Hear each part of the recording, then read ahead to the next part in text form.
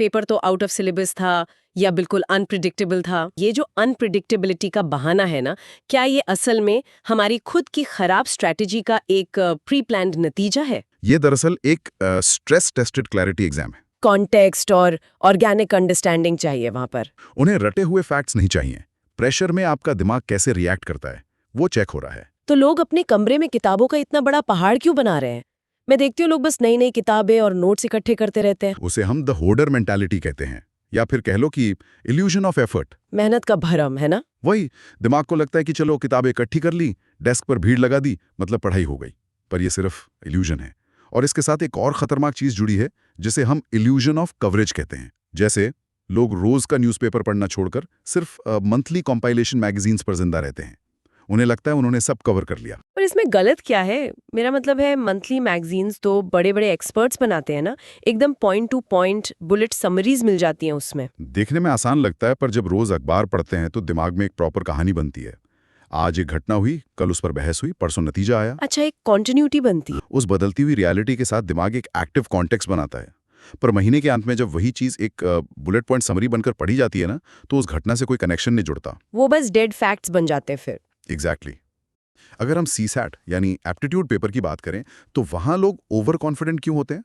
हाँ, वहां तो अलग ही लेवल का कॉन्फिडेंस होता है। वहां पिक्चर में आता है द हुब्रिस कर्व, यानी घमंड का ग्राफ। लोग सीसैट को लेकर एक आर्यभट्टा सोल वाले डिल्यूजन में रहते हैं। उन्हें लगता है कि मैथ्स और लॉजिक तो उनके अंदर इनेट है, बिना प्रैक्टिस किए एग्जाम हॉल में जाएंगे और सीधा आर्यभट्टा उनकी आत्मा में आएंगे और पेपर सॉल्व कर देंगे। पर ऐसा होता तो है नहीं। बिल्कुल नहीं।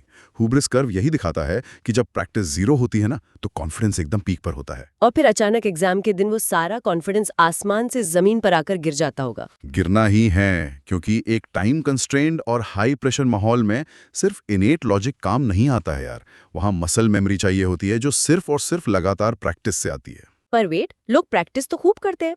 मैंने देखा है टेलीग्राम पर दिन भर क्विजेस चलते हैं, लोग दुनिया भर के रैंडम मॉक टेस्ट सॉल्व करते रहते हैं। वो भी तो प्रैक्टिस ही है ना। यही तो आखिरी और सबसे बड़ा भ्रम है।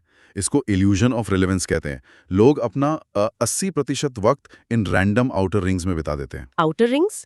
तो सेंटर में क्या है? तैयारी के बिल्कुल सेंटर में है प्रीवियस ईयर क्वेश्चंस यानी PYQs, पर लोग इन्हें एकदम ऑप्शनल समझते हैं और आउटर रिंग्स में ऐसी लड़ाइयां लड़ते हैं जिनसे असली एग्जाम का दूर दूर तक कोई लेना देना नहीं है। पर एक बात बताइए, यूपीएससी कभी सवाल रिपीट थोड़ी करता है, तो फिर पुराने पेपर सॉल्व करके लोग अपना वक्त क्यों खराब करें? यूपीएससी सवाल रिपीट नहीं करता। एग्जामिनर के सोचने का तरीका जरूर रिपीट होता है। PYQs सॉल्व करने से सवाल याद नहीं करने हैं, बल्कि ये समझना है कि एग्जामिनर ट्रैप्स कहाँ और कैसे सेट करता है। मतलब उनके पैटर्न को समझना है। हाँ, गलत ऑप्शंस को एलिमिनेट करने का जो पैटर्न है, दिमाग उसको पकड़ना सीखता है। PYQs असल में एग्जामिनर के दिमाग को हैक करने का सबसे सटीक रास्ता है। कमाल की बात है।